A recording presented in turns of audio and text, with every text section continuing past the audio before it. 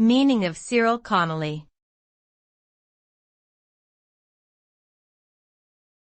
Cyril Connolly.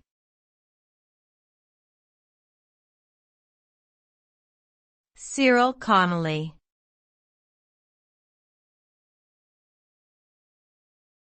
Cyril Connolly.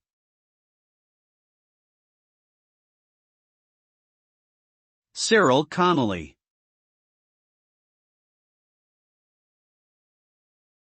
Cyril Connolly was a British literary critic, journalist, and writer who is best known for his intellectual contributions to the literary world during the mid-20th century.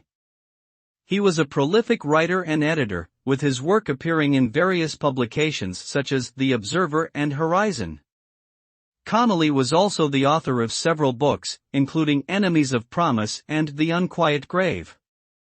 His writing was characterized by its erudite style and sharp wit, as well as its insightful observations about culture and society. Today, Connolly is widely regarded as one of the most important literary figures of his generation.